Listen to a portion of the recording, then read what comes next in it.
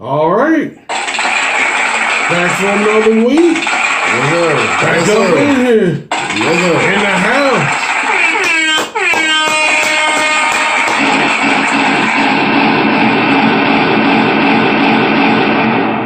Yes, sir. Don't worry about all that shit. But anyway. I don't know where the fuck the animal sounds come from. They be around here scrounging. You know, I guess we hungry, y'all. We hungry. We hungry, man. So, welcome to Triad Hip Hop Podcast.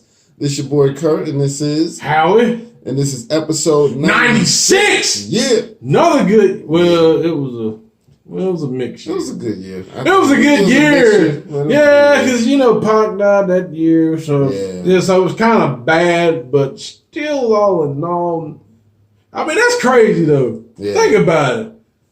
That year was 96 was so dope that one of the greatest musicians of all time died, and everybody mourned it, but it was still like, man, 96. Yeah, that's true. You know what I mean? Like that's very true. That shit. We still had great music going on. Yep. All through the last half of the 90s, man. So, it is what it is. We still never forget Pac.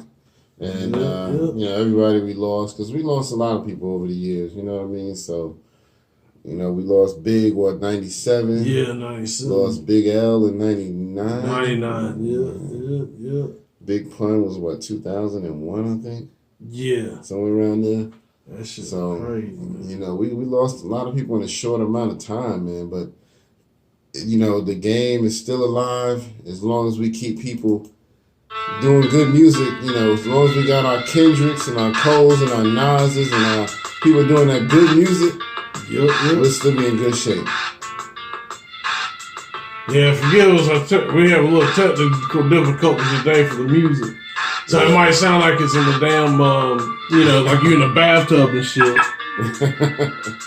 yeah. Hey, it is what it is. Yeah, you just don't do all that shit. I don't know what the hell that is. All right. We got a lot to talk about. Go ahead. Well, let's get into these birthdays. Let's clap it up for Sha Rock. Yes, sir. MC Sha Rock, October 25th. Yes, sir. First lady of hip hop. Yes. The first lady. Mm-hmm. None of that Blondie. Right. None of that shit. Oh, Blondie's the first. Right. Like, fuck that shit. Not at all. And no disrespect to Blondie though. Yeah. She was cool, but we just want to make sure we stay in facts. You know what I mean? Actual facts. So also birthday shout out to the Alchemist. Same day, October 25th. Yep. Up there with some greatness. Awesome. Oh, hit me, no damn button. Yeah, we gotta hit the guns. Not no. Nah, we can't do the, awesome kind of shit it up. And then we got one more birthday shout out to the Chief Rock of Busy B. Bang, bang, bang, the bang, bang, the bang, bang, the bang, bang, bang, bang. I'll say no. Yo. Me and Busy B, we got a little history actually. Yeah. I used to live right around the corner from him, and he used to throw a lot of block parties. So, I used to go around there, and it was really cool. He was always entertaining. I mean, he literally lived right around the corner from me, and he was just a regular dude. He just lived in an apartment building, and I used to see him at the store a lot. He was just down to earth, and he even shouted me out a couple times at a party. So, I was really blessed to have lived in that era where, you could just see your favorite people in entertainment just walking around. You know what I mean? So, loved it, man. So, shout out to Busy B, man. Chief Rocker. Ball, bang, bang, bang. That's right. Yes, sir. The party rocker, Chief Rocker. Yes, sir. But, yeah, man, and we got new music out. Some of y'all may have heard, but Kanye West released his Jesus is King album. And I heard it's doing very well.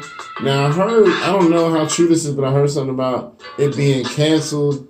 So I guess it was supposed to come out at a certain time, and people were kind of lined up and ready for it. And then he tweeted something like, oh, well, it's not quite done, so We're trying to remix a couple of last minute songs. And so once those are done, then we're going to put it out for you to download and all of that. So I think it did get released. It's just, it didn't come out right at the moment everybody was expecting. But from what I understand, it's doing very well. It was like #1 on iTunes, I think. So I don't know. But, you know, he's trying to dedicate his life to the Lord and all that. And so, yeah, that's my thing is, what's your thoughts on that, man? Because, like, I kind of have mixed feelings about it. I mean, I'm kind of mixed too. You know, I think he's still a great artist. I really think that I'm not sure how the album's gonna go. I need to hear a few songs just so I can get a better idea of the direction.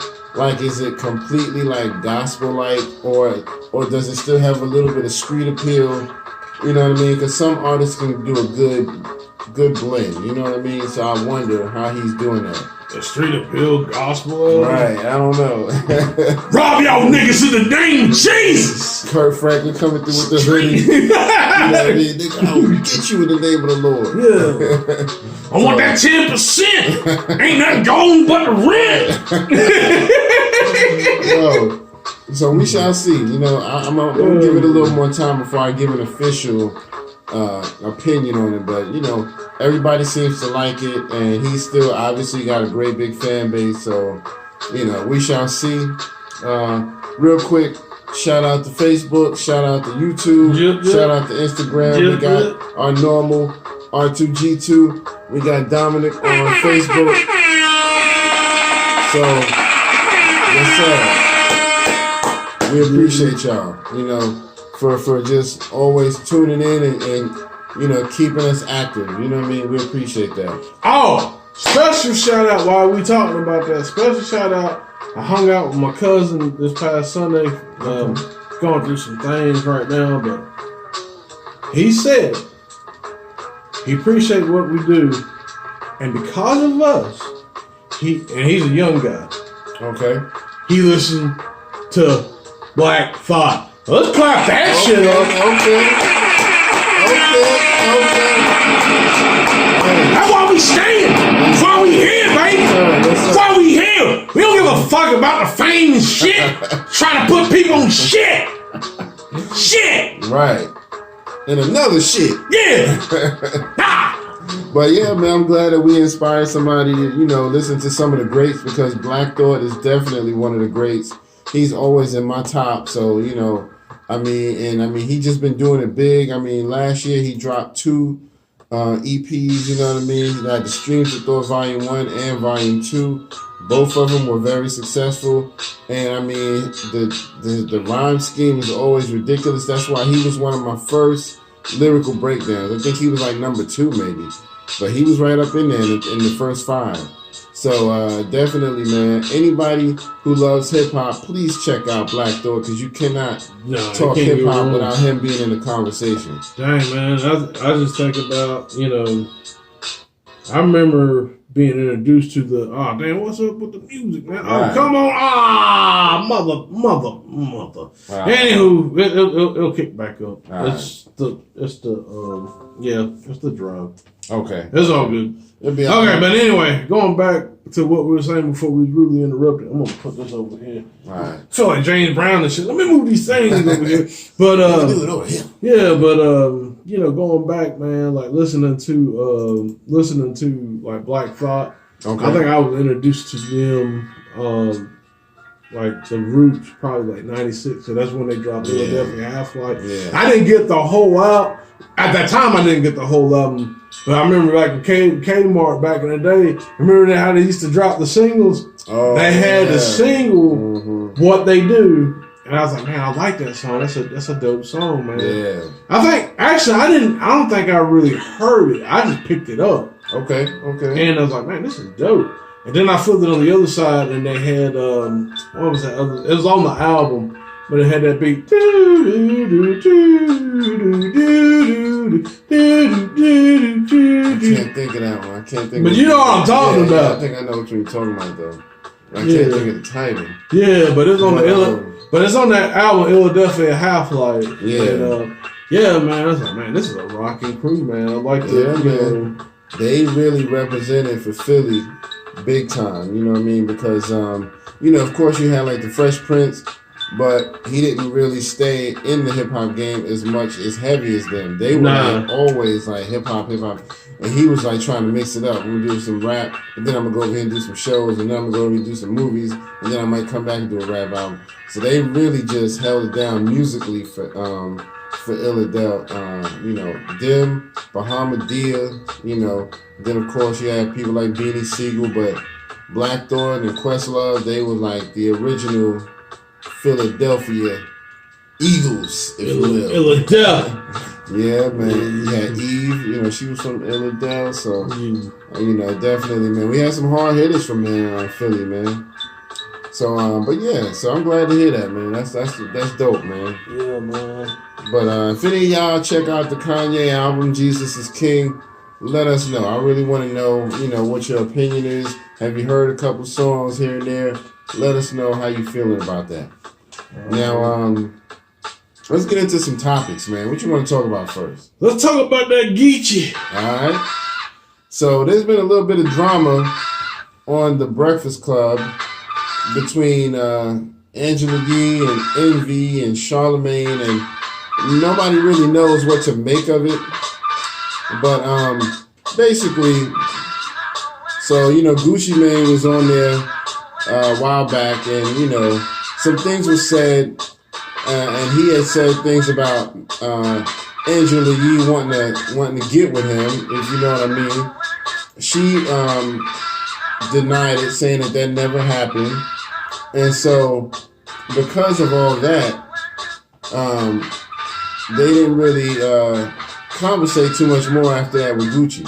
So then, Charlamagne now has done an interview with Gucci on his YouTube to step away from the Breakfast Club. He did an interview, and a lot of people felt like that was kind of wrong of him. Like, you should have kind of stayed away from him too, since your peoples don't like him, you should not like him or whatever. But anyway, that's beside the point. In the interview with Charlamagne, Gucci Mane said some, not so nice things about Yee and Envy, called Envy a pussy, and called Angela Yee a bitch. And so a lot of people are just like, that's kind of messed up.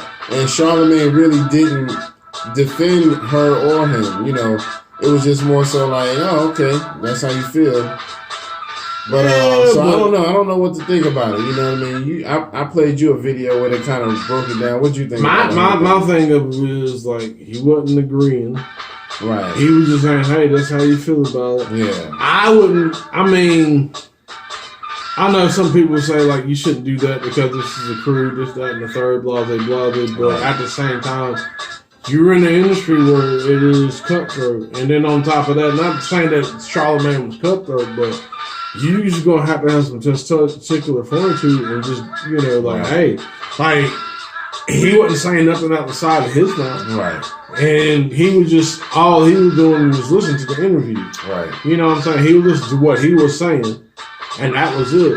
He wasn't really, there were a few laughs here and there, but at the same time, like, you know what I'm saying, man? Like, I don't think Charlamagne said anything, in my opinion, I don't think he did anything ill will. Yeah, other than he shouldn't have done the interview, but like, come on, man, like, this is entertainment. And like, you know what I'm saying? Even with us, we got to a point where like, yeah, so this artist want to do an interview with Curtis, but he don't want to do one with me. Or, hey, I want to do one with Howie. Nah, fuck Curtis over here, blah, blah, blah. My thing of it is like, okay, that's cool. And, we're going to be professional about it. Like, look, man, we're going to do this. You want to say something, that's fine, but let's just kind of keep it. And let's, we'll keep it professional and we move on with it. I don't think you should be like coming out all about talking about like pussy and bitch and shit. Yeah. But at the same time, like, that's how he feel. Like, he got the right to say what he want to say. Yeah, and I think that's just kind of Charlamagne's character. I think maybe he felt like it would stir up more drama if I tried to interject or something like that. I don't know. But, I mean, because that's the thing, man. Even I was listening to, shout out the Urban X podcast, my man Black Dot over there. Okay. And that's what they say, like, shit gets slow.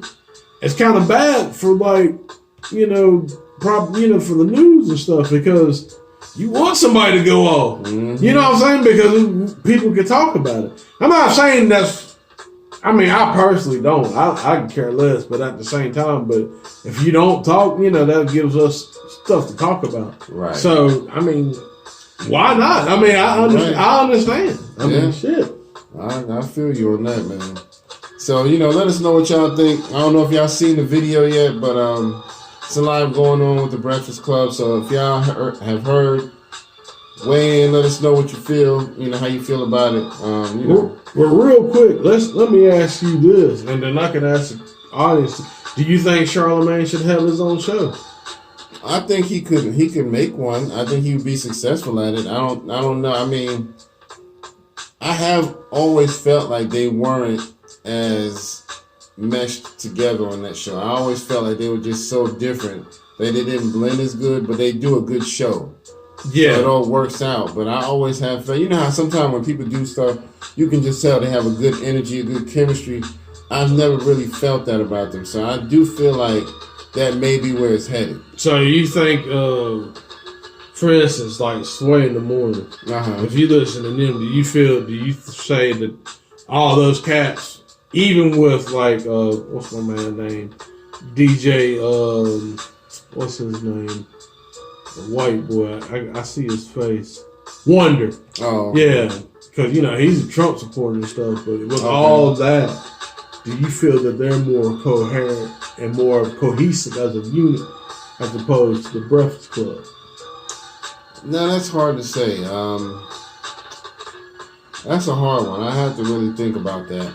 Mm-hmm. But I do like the Breakfast Club, as far as how they cover stories, and because they're giving you 3 different opinions, and it's not always, well, we just agree because we're all together. They can give separate opinions, but I don't know. I have to think about that. That's a hard one. It's hard to say. Yeah. What are you thinking about that? See, that's the thing. I think with Charlamagne, he's so much of a personality. One thing, let me switch this up here real quick. Mm-hmm. But it's so much of a personality is, and that's, I think he, like we talking about carrying his own show. I think he can carry his own show. Because really, Envy's okay, and he's all right. Actually, it took me a while. Like, that's because like, Charlamagne the God. Has her own show. It's Charlamagne the God, DJ Envy, and what's her name? Right. You know what I'm saying? Right. It's that's like crazy. She just, she's just there. Yeah. Like they just say, let's just get a female perspective. But who? I don't know. Just look outside the door and grab somebody. Yeah, you. Come here. Oh boy. 3 o'clock. Oh boy. But man. I just, Envy's all right, but I just don't, what I'm saying? It's just, I think Charlamagne got definitely more of a personality. I think a lot of people tune in the show to watch. Right. They watch other people, but I think they probably would watch Charlamagne more as opposed to other two. I don't think that DJ Envy would have as successful of a show by herself. No. And Angela Yee's show, she's got a little following, but I think if it wasn't for the Breakfast Club, it wouldn't even be as big as it is. Well, it depends. Even with Envy, it depends how they would spin it. Yeah. Like, I think, it depends how he spin it and who he will. Yeah. But I think Charlamagne is definitely more of the personality that people try to, to watch.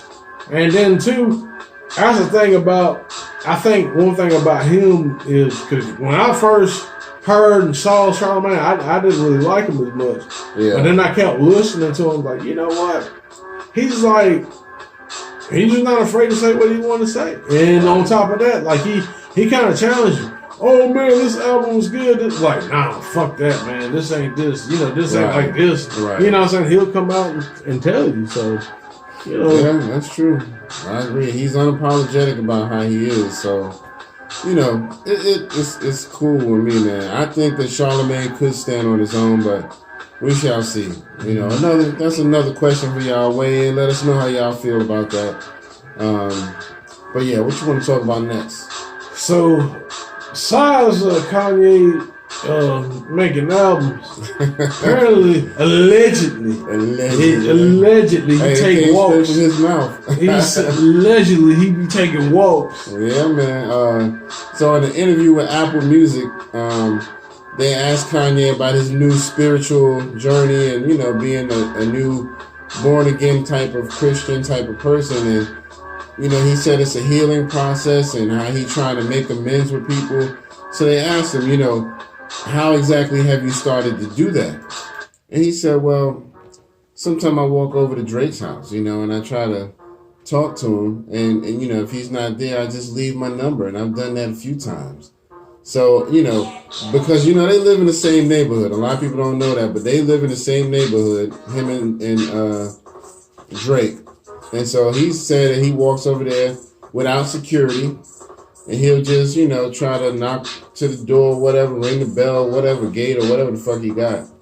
And if Drake ain't there, he just say, hey, give him my number. You know, tell him to call me sometime. And a lot of people wonder, you know, is that a smart thing to do? You know, and it's a lot of people are saying, you know, he should leave that approach alone. So, you know, I think that it is kind of an eggshell approach. I think you should kind of leave it alone. You know, even if you tried it one time, leave it at that. You shouldn't be going back and forth over there. Because if he wants to contact you, he will. You know what I mean? For one, it can come off the wrong way. You know what I mean? So, I don't know. I think you should just let it go. Because Drake, we all know a lot of times he in his feelings. He talk about that in his music all the time, you know. You know, he always making them songs about being sad and in his feelings and all that shit. So, he one of them. So I don't know what you think about it. Well, I hope that like dang on, you know, they be able to, just like with the Meek Mills and everything, you know, I just hope they'll be able to, you know what I'm saying, squash their beefs and stuff like that. So, you know what I'm saying, and move forward from this. And hopefully, only thing I'm kind of fearful, not necessarily say fearful of, but if Drake does this and prey on his mental illness, that would probably look, you know, make a bad light for both of them. Yeah. You know what I'm saying? So. And they can make good music. They've done songs together, you know, way back in, what was it, 07, I think? Hell, they did one back in like 2016. Yeah, I'm just saying, I'm just saying even that far back, in 07, when Drake was first coming out, they did that Forever song, you know what I mean? That was really big. It had more people on it, but they meshed well together, you know what I mean? And so they've done stuff, like you said, even as recently as 2016. So it's like, y'all can make dope music just like Drake and Meek Mill did. You know, they came back and made good music together. You know what I mean? So I was happy to see that. But I don't know, man. I want y'all opinion. You know, y'all let us know what you think about that. You know what I mean? How you feel about Drake just kind of walking over to this man's house and going up to the door, you know. In this day and age, a lot of people are like, oh, you know, don't come to my door like that. I don't know you like that. Or, you know, back in my day when I was growing up, it wasn't a big deal. You know what I mean? You were like, oh shit, this nigga's, you know, humble enough to come to my door. Let's squash this shit. But the mentality is different now. You know, a lot more people are scared and, you know, they have a distrust for the average person. So let us know what y'all think. So we shall see. So let's talk about the making the band. Yeah. So Diddy has put out there that he's doing another making the band in 2020. 2020? Yeah. And I knew it was coming because I heard Babs talk about it too. She talked about it on her social media. So what y'all think about that, man? That was, you know, it was big back in the day, but some people didn't really care for it. Some people did. I was kind of in and out. You know what I mean? I will say didn't they make the album or whatnot? Yeah, they made an album. Yeah, they did. Yep. You know, he came out with a lot of good artists from that show, making the band. So, you know, we'll see how it goes, man. But he said in 2020, that's what he's trying to do. And Babs has talked about, you know, saying that it was happening. So it seems like a done deal.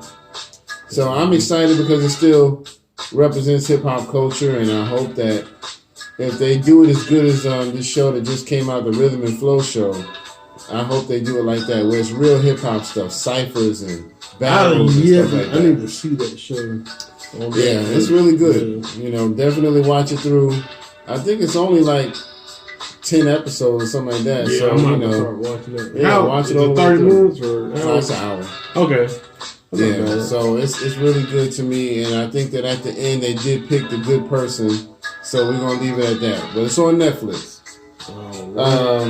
So yeah. Dang, yo, Puffy gonna be up here trying to get carried and shit. I don't want her to get carried, you know, just like the visit, you know what I'm saying? Yes, I need to go out there and make that a hit.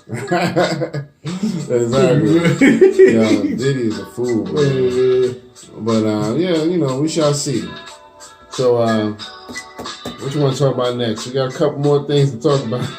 Man, let's talk about this damn hair piece, man. Let's talk about this awkward. Yo, so if y'all don't know, LeBron started losing his wig a little bit in the middle of a game. You know, one of his boys was trying to kind of, you know, give him a hint, hey, you know, there's something going on up there. You need to check that out. But right in the middle of the game, you know, his little lace front just started peeling back a little bit. So, you know, and as you heard, Tony Baker's already, you know, made fun of it. He said, LeBron, just come on, man. Join the ball head life, man. We out here living our lavish lives, man. Living lavish, luxurious. See how the head, see that shine, nigga? See that shine? Worry about shit. Exactly. I ain't got to worry about it. Actually, hold on, LeBron. We gotta ask you, man. When you C-sected or when you out the canal, that might be what your head shape. That's why you scared to be bald. So I got a perfect shaped head. See, I can do this all day. Right. I don't give a fuck. Yeah, it didn't matter. I got a hairline and everything. My hairline crooked, not like your shit. Right. You might have that money, but I ain't got no crooked hairline. Exactly. You know what I mean? You might as well go ahead and do it though, bro. But he might be scared. Like, you remember what happened when Scottie Pippen first shaved his head? Yeah. That nigga had a pack of Franks up there. You know, the fucking lines and shit in his head. Nah, man. A lot of people was like, yo, put the hair back, nigga. Put the hair back. Nah, you gotta shave it good. Yeah, you can't miss no hat. Yeah, you gotta get. But Scottie Pippen, his shit, it was good. They cut it good, but he had all these wrinkles in his head. That's what shit that was. And the ring. And they didn't get down there in the ring. He just had a bunch of fucking wrinkles. Dang, he did the fro. Right. Yeah, he had the. Once he cut the fro off and went bald, you just saw all these fucking wrinkles and shit. And you're like, whoa. Maybe you should have left the fro, bro. But we live our life out here, man. Like, tell you, man. We like a man. Tony, boy. Hey, we bald people, man. We need to stick together, man. We need to have like a little bald convention. Right. Go out bald and stuff, man. Discuss about what type of creams you put on the head, make it shine and stuff. Exactly. You know what I mean? You got the bald man convention. Yeah, man. That's the new sexy right there. You know, the bald head. Y'all need to get on that, man. Girls come up there after a hard day. You get ready to, you know, slam it down. She come up there and be like, "Paka!" Yes, sir. Right there. They love it. Yeah. They love it, man. So, you know, LeBron, just go ahead, man. Jump over to the light, man. You old enough now. You can go ahead and jump over to the light. How old is he now? He got to be late 30s or early 40s. Damn. Nah, he can't be no early 40s playing basketball. Motherfucker, that nigga needs to retire. Yeah. Well, ain't no nigga out there like Brady in basketball. Fuck that shit. Because if they was, shoot. Nah, they ain't happening. We shall see, man. But I know he at least mid-30s or higher. You know, he gotta be. Yeah. So, but yeah, so that was interesting, man. That he lost his hairline. I didn't check his social medias to see what you know how he been talking about it, but I'm assuming he probably just keeping quiet because when something embarrassing like that happens, you just like, you know what? I'm just shut up. I'll let y'all make your little comments, and we're gonna act like it never happened. Maybe one day I'll live lavishly. Well, I mean, that's the thing about it too. You know, most of the time with shit happens. About a couple weeks. I mean, the shit that goes on between a couple weeks anyway. They gonna forget about. That's even like with damn Beyonce with that whole damn. Remember that ugly ass face? That was on it, and she's like, "Yo, we need to get that down." She made that ugly face, like she just like she was in the bathroom, like mid shit, and just like, she done been through a few things. She got her hair caught in the fan at one time. Damn.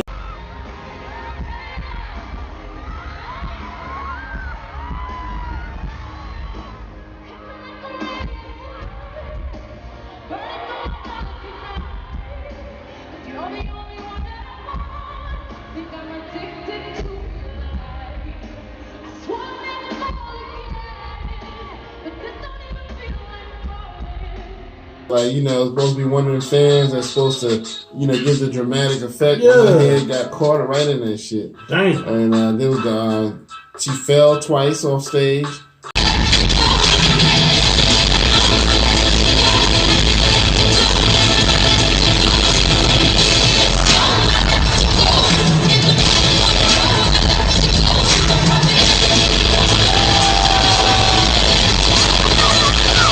Yeah. She started tumbling, nigga. Damn. Tumbling. Damn. That was the worst one. Damn, like she was sipping cup and shit. Yeah, like man. Tumbling.